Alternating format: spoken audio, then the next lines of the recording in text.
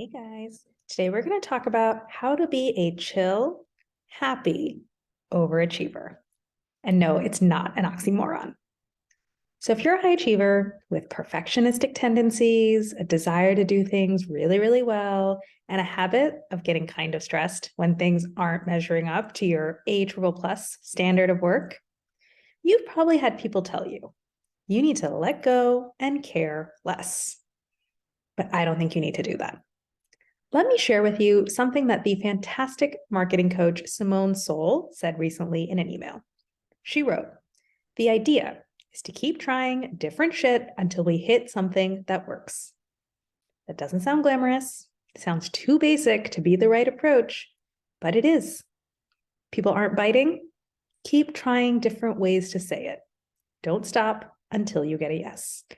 There is no fancy business hack that allows you to bypass the discomfort of trying a ton of things that don't work. This process isn't great for the ego, but it's great for strengthening unconditional self-love. Now let that sink in for a minute. The only way to get everything you want is to keep trying different shit until you figure out what works. And that process of trying and adjusting and trying and adjusting until you figure it out doesn't have to be a painful, stressful, self-critical slog. You can take that process and make it the arena in which you build unconditional self-love. Whether your big dream is to launch a business, land your next job, nail the project you're in charge of, impress everyone at that big meeting, or just stay on top of the 10 million things on your to-do list.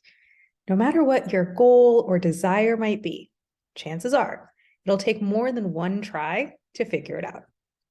And I don't want you to lower your standards, be less ambitious, or care less. I want you to learn how to love yourself, no matter what's going on with the current thing you're trying to accomplish. I want you to be able to look failure squarely in the eye with curiosity and playfulness, without making it a shameful indictment of who you are as a person.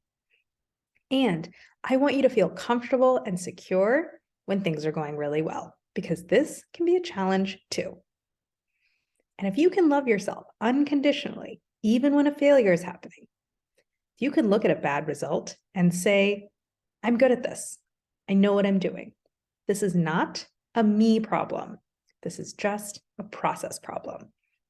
If you can do that, and if you can believe it, you can analyze what happened with a cool head, and you can calmly decide what to do differently. And if you can feel comfortable and safe when everything is going smoothly, and by the way, this can be harder than it sounds. Fixing what's wrong feels very safe and familiar to me. Everything's going well makes me nervous. Like I barely precariously got what I wanted, and now I'm definitely going to lose it. But if you can learn how to feel safe and secure when things are going well, you'll stop anxiously waiting for the other shoe to drop, and you'll stop finding things to fix where there aren't any. So how do you do this? How do you take the achievement arena that you're already in and use it to strengthen your unconditional self-love, rather than strengthening your unconditional self-criticism? We need to change your automatic mental programming. And don't worry, it's really straightforward. Let me show you how through an example. Let's say a client comes to me and they say, I'm so stressed at work. I'm going to burn out if I keep going this way. I need to reduce my work stress. The first thing we do is find a specific example of the problem. So I might say, okay, tell me about a recent time you got stressed at work. And the client might say, well, we kicked off a new project a few weeks ago. I was reviewing some materials for it with my boss. My boss started asking me all these questions about these numbers and this analysis, and I couldn't answer the questions. And that really stressed me out. Now that we have a specific example, we can use it to understand the automatic programming running in your brain that is causing you stress. And this is the absolute crux of coaching, because it's not the situation that's stressing you out. Your boss's question didn't stress you out. You not knowing the answer in that moment didn't stress you out. Those are just circumstances, aka facts out in the world. They can be interpreted in a stressful way or in a non-stressful way. And what happened in that moment is that your brain automatically interpreted the situation in a way that caused you stress. So I might ask this client, your boss asked you a question, you didn't know the answer. That's the circumstance. Those are the facts. What did you think about those facts that made you feel stressed? And the client might say, well, I'm supposed to know. It's my job to have all the answers. So if I don't have the answer, I'm doing a bad job. And that's really stressful. Perfect. Now we know the underlying logic that's causing your stress. And once we know what the logic is, once we know what the automatic mental programming is, we can play with it and we can change it. So I might say, that's interesting. Is that your job to know everything and have all the answers? Because if you believe that assumption, it is totally understandable that this question from your boss would be stressful. But what if that assumption isn't true? My client might say, well, I thought it was my job to know everything. Maybe it's not.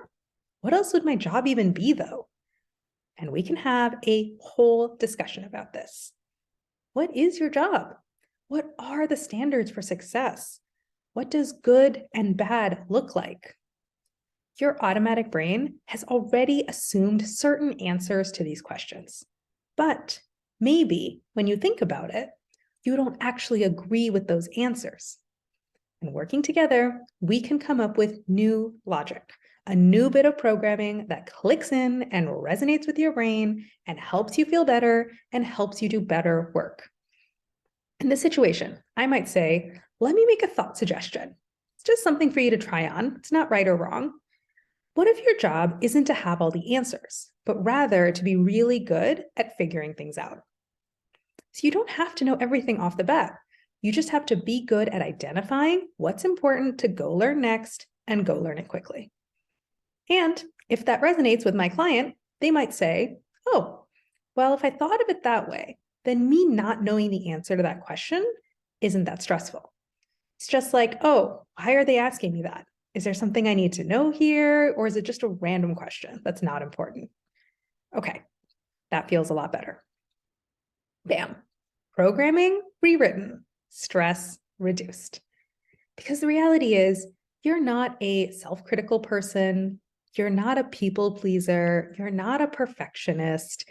None of those things are fixed, permanent traits of who you are as a human being. All that's happening is that you have little bits of logic running in your brain that are stressing you out. Certain assumptions, certain definitions, certain rules about how the world works and what you're supposed to do and what's necessary for success. If we boiled it all down, it's probably less than 20 pieces of logic in your brain that are causing all of your stress. Imagine if you had an incredibly sophisticated and complex piece of software that kept overheating and crashing every few days.